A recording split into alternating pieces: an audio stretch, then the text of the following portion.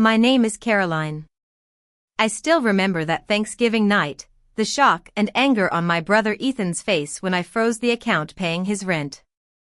It was as if I had pulled the rug out from under him, and the silence in the private dining room of the Grandview Hotel was deafening. My family had gathered for what was supposed to be an elegant evening without tension, but Ethan had to ruin it. He leaned back, lifted his drink, and said loudly enough for everyone to hear, "Some people just love being needed, even when they're not." A few people laughed nervously, and my mother, Amelia, smiled into her napkin. I looked at him, raised my glass, and said, "Good news then." "I'm not." Before anyone could react, I opened my banking app and froze the account. Ethan's smile vanished, and his face turned pale. He had no idea that I had spent 6 weeks tracing payments, comparing signatures, and uncovering the web of lies he had woven. For years, I had protected him, thinking I was helping our family. But I had finally realized that my so-called help had become a permission for him to destroy me. Ethan's company, Summit Renovations, had been on the verge of collapse for a long time, and I had been the one keeping it afloat. I worked as a commercial property loss assessor, a job that required me to notice inconsistencies. But I had been blind when it came to my own brother. 5 years ago, Ethan started Summit Renovations with a seemingly reasonable plan but terrible discipline. He was charming and persuasive with homeowners, but he was careless with estimates, payroll, and company finances.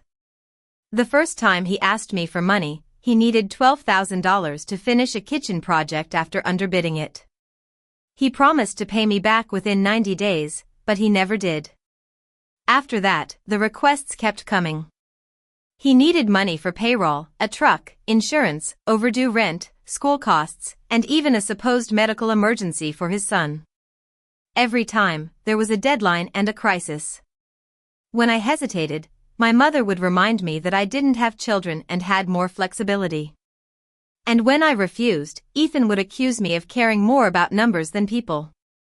3 years before that Thanksgiving, our father, Henry, passed away after a stroke. In his final year, he quietly warned me about Ethan. "Your brother confuses rescue with entitlement. Every time you solve the consequence, you teach him that it belongs to you," he said. I was angry because I knew Ethan was struggling. His children were innocent, and his wife, Lily, looked exhausted. I told myself I was protecting them, not rescuing him. After Dad's death, guilt made it easier to keep helping Ethan. He said Dad wanted us to be united, and Mom repeated it so often that it felt like a command. I created the family reserve account 18 months ago when Ethan was about to lose his rental home. It was legally mine and funded entirely by me, but it covered his rent, insurance premiums, vehicle leases, and utilities. Ethan was supposed to return a percentage of every completed project, but he had only made 2 small deposits. By Thanksgiving, I had contributed $184,000, and he had returned only $6,400. My eyes were finally opened when a lender in Ohio called me in early October. They asked if I had approved an equipment loan for Summit Renovations. I said no, and they read the last 4 digits of my social security number and an old address. They emailed me the application, and there was my name under a personal guarantee for $260,000. The signature looked almost like mine, but I noticed the final stroke was in the wrong direction. Forged contractor documents were part of my work, so I knew something was wrong. Instead of confronting Ethan right away, I called my friend Ava, a forensic bookkeeper. I showed her the loan and gave her legal access to the reserve account records. Within 9 days, Ava found unauthorized transfers, invoices from non-existent vendors, and payments routed through a company called Laurel Consulting, which belonged to my mother. When I questioned Mom, she stared at me and said it was a harmless tax arrangement recommended by Ethan's accountant. She insisted she had never taken money for herself. When I asked if she knew about the forged signature, she said, "Your brother is under unimaginable pressure." I knew then that she was hiding something. But I didn't freeze the account yet because I wanted the whole truth. Ava continued tracing the payments, and I pretended nothing had changed. Ethan kept calling me the family's safety net, and Lily stopped answering my texts. 4 days before Thanksgiving, Ava discovered a scheduled transfer of $48,000 from the reserve account to Laurel Consulting. The memo said, "Final Bridge H approved," but I had approved nothing. The transfer was set for midnight after Thanksgiving. Freezing the account would stop it, but I wanted Ethan to explain himself in front of our family. When he mocked me at dinner, I realized he wasn't ashamed of depending on me. He thought my support was a sign of his power over me. So, I gave him 10 minutes to find out how much of that power had disappeared. At first, he thought I was joking. "Very funny. Now, turn it back on," he said, looking around the table. I placed my phone beside my plate and said, "No." His expression tightened. "The rent clears tomorrow," he said. "Not anymore," I replied. He listed all the things the account paid for, but I told him I knew exactly what it covered. Mom touched my wrist and said, "You're upset. Let's not make permanent decisions during dinner." I moved my hand away and said, "The account is mine. Freezing it is not permanent. Forging my signature on a commercial guarantee could be." The room went silent. Lily stopped cutting food for their youngest child, and my uncle, Robert, lowered his glass. Ethan laughed too loudly and asked, "What are you talking about?" I opened the loan document and turned the screen towards him. $260,000 personal guarantee. "My social security number, not my signature," I said. He didn't look at the document. Instead, he looked at Mom. That glance said it all. Mom whispered, "Ethan, you told me she agreed." He replied, "Not in writing, but she said she believed in the business." I was almost impressed by how quickly he twisted my words into legal authorization. I said, "I hoped your company would succeed, but I didn't agree to be responsible for its debt." He leaned forward and said, "You knew I was expanding. You said you were hiring 2 crews. But Ava had found no payroll for them." Hearing Ava's name made him pause. "Why is she involved?" he asked. "Because unlike this family, she doesn't confuse questions with betrayal," I answered. Ethan's older child looked frightened, and Lily asked her sister to take the children to the lobby. Once they left, Lily returned but remained standing. "What loan?" she asked. Ethan's face changed. Until then, he had been angry at me, but now he looked afraid of his wife. He said it was temporary capital and that they had discussed financing. Lily shook her head and said, "We discussed a $40,000 credit line, not $260,000 with your sister's name attached." She then turned to me and asked, "Did you know about the second mortgage application?" I felt a chill. "What second mortgage application?" I asked. Ethan stood up so fast that his chair hit the wall. "Lily, stop," he said. She stared at him and said, "You told me your sister's investment would prevent the lender from using the house as collateral." I said, "You don't own a house." Lily's mouth trembled. "My mother does." Ethan asked her to secure the loan against it, she said. Ethan had used my forged guarantee to strengthen financing backed by his mother-in-law's property. If Summit renovations failed, 2 women who had never agreed to take on the risk could lose their financial security. Ethan pointed at my phone and said, "Turn the account back on, and we can fix the paperwork on Monday." I asked, "Was the $48,000 transfer scheduled tonight part of that paperwork?" Mom inhaled sharply, and Ethan's jaw tightened. He said the money was needed to close a project. "Which project?" I asked. "The Thompson renovation," he said. But there was no Thompson renovation. Ava had checked every municipal permit related to Summit renovations, and no current client named Thompson existed. The invoices used the address of a vacant duplex destroyed by fire the previous winter. I knew the property because I had assessed the loss. Ethan had picked an address from one of my old cases, thinking it would make the documents look legitimate. Instead, it tied the fraud directly to me. Ethan's phone vibrated. He checked the screen, and his face lost all color. 2 more notifications followed. "What did you do?" he asked. At exactly 7:10 p.m. The freeze had triggered notices to his property manager, the vehicle company, and the lender reviewing the forged guarantee. My attorney's letter informed them that I disputed every obligation with my name on it and had evidence of identity misuse. I said, "I protected myself. You destroyed me." He stepped closer and said, "My employees won't get paid." I asked, "Northline's payroll account received $112,000 in client deposits this quarter. Where did it go?" Lily closed her eyes, and Mom whispered Ethan's name as if warning him. He answered, "I had to cover losses." "What losses?" I asked. He looked at Lily and then at me and said, "Sports betting." Lily sat down slowly and asked, "How much?" Ethan was silent. "At least $93,000 that we can document," I said. Lily removed her wedding ring and placed it on the table. Ethan stared at the ring and then turned on me. "Are you happy? You don't have a husband or children, so you decided to tear apart my family," he said. That was the cruelty I had been waiting for. My unmarried life had always been used against me, as if my time and money were less important. I looked at him and said, "You told me your son needed occupational therapy, and I sent $12,000.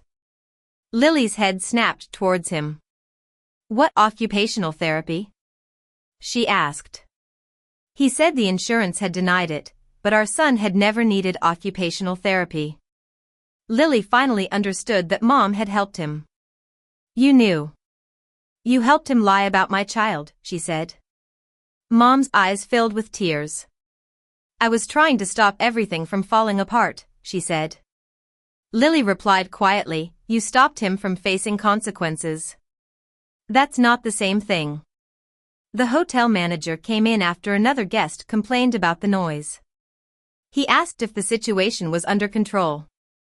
Ethan said it was a private matter, but Lily said, "Not anymore." She asked for a separate room to call her mother and requested that security stay nearby. After the manager left, Ethan lowered his voice and said, "Turn the account back on until Monday. I'll sign whatever you want. I'll sell the truck. I'll stop betting." Lily said, "You said that last year." She didn't know about the night Ethan called me from a casino parking lot, claiming a client's check had bounced and he needed $17,000 for payroll. Weeks later, he admitted he had gambled it away and swore it was a one-time mistake due to grief after Dad's death. Ethan's desperation turned into calculation. "You want honesty? I borrowed money and made bad decisions, but you liked being the one who fixed them. You liked having me owe you," he said. There was a bit of truth in his words. Being useful had protected me from facing the fact that my family rarely called unless they needed something. I said, "That doesn't give you permission to forge my name." He seemed surprised that I didn't defend myself. Manipulators often try to drag you into a debate about your flaws so that their own behavior goes unnoticed. My Uncle Robert asked how much I had contributed to the reserve. When I told him, one of my cousins swore under his breath. Mom protested that the exact numbers didn't matter. Robert said, "The amount matters." We were told Caroline occasionally helped with groceries. I looked at Mom and asked, "Is that what you told them?" She folded her napkin and said, "The details are no one's business." Ethan said, "Caroline earns a comfortable salary." I replied, "You don't know my salary. You own your house because I saved for years. You don't have the expenses I do. Then you shouldn't have created expenses you expected me to cover." He hit the table and said, "You think you're better than me?"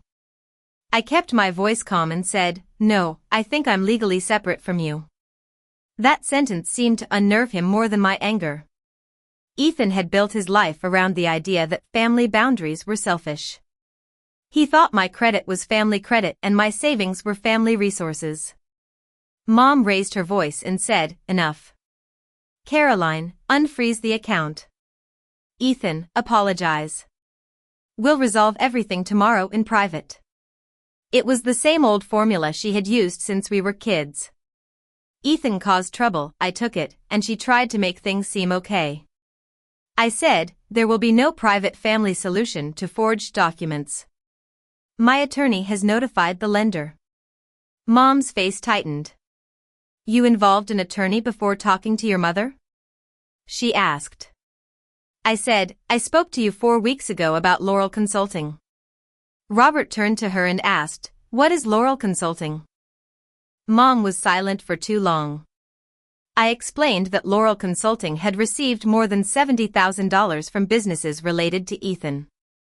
Mom claimed it provided administrative services, but Ava found no contracts, timesheets, work, or legitimate tax records. What she found were withdrawals that matched deposits into Ethan's gambling accounts. Lily stood up and said, you washed money through your mother's company. Mom said, it wasn't laundering.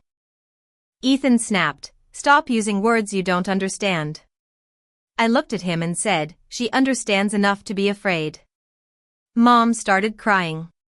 She said Ethan had threatened to disappear after a big gambling loss if she didn't help. He told her Lily would take the children, everyone would blame him, and Dad would be ashamed. Mom created Laurel Consulting because Ethan said direct transfers would damage his business credit. I asked Mom, how much did you know about the forged guarantee? She said, he said you approved it. But I didn't want to insult him by checking. I said, you were willing to risk my future to avoid insulting him. For once, no one comforted her. Ethan saw that he was losing control and tried to use another weapon. Maybe Dad was right about you. Maybe that's why he asked me to handle the estate, he said. Our father's estate had been modest, but Ethan had claimed Dad made him the executor because I was too emotional. I had never seen the original documents. I asked, what exactly did Dad say? Ethan smirked and said, he said you'd turn everything into an audit. I opened my bag and took out an envelope. 6 weeks ago, while looking through old files related to the loan, I found a letter from Dad hidden in a property folder Ethan had returned after the funeral. The letter was addressed to me but had already been opened. Dad wrote that he had removed Ethan as executor after discovering unauthorized withdrawals from a joint account. He instructed his attorney to appoint me, but the documents used after his death still named Ethan. I placed a copy of the letter on the table and said, Dad did not ask you to handle the estate. He removed you. Ethan's face went blank. Robert read the page and asked, is this Henry's signature? His former attorney confirmed it that morning. Mom whispered, Caroline, please. What happened to the revised will? No one answered. That was the second reason Ethan went pale after I froze the account. He realized that this wasn't just about the rent. The investigation had reached our father's final months. Ethan denied touching the will and said Dad must have changed his mind. I explained that Dad's attorney had a digital copy of the revised documents, including an amendment naming me executor and dividing the estate equally. The original had disappeared from Dad's office 2 days after his stroke when Ethan was the only relative with access. The estate itself wasn't what made Ethan wealthy. The real problem was a settlement Dad received from selling an industrial property. According to the revised accounting, $76,000 should have remained after taxes and medical bills, but Ethan's final report showed less than $9,000. Several expenses were labeled property remediation, consulting, and temporary storage. Ava discovered that 2 vendor addresses matched mailboxes used by Summit Renovations. Ethan accused me of building a conspiracy from mistakes. Documents don't tell the whole story, he said. I replied, then tell us what they missed. He looked around for support, but Mom lowered her eyes. Lily had gone to call an attorney, and Robert continued reading Dad's letter. Ethan softened his voice and said, remember when you were 18 and I drove through a blizzard to pick you up? I remembered. My college bus had broken down outside the city, and Ethan had borrowed Dad's car to get me. For years, He had used that incident to guilt-trip me whenever I didn't want to help him. I said, I loved you for doing that, but one good night doesn't buy the rest of my life. He leaned closer and said, You're going to call the police on your own brother? I said, I haven't called them. But the lender may. He pushed back his chair and said, You knew this before tonight. And you let me bring my children. I said, You brought them. I didn't create this. He said he could lose vendors, clients, and his contractor license. I replied, Then you shouldn't have submitted a forged guarantee. He snapped, Stop saying forged like I created it in a basement. I copied a signature from paperwork you had already signed. The confession slipped out before he could stop it. Robert stared at him and said, You copied her signature? Ethan froze. I was trying to protect the company, he said.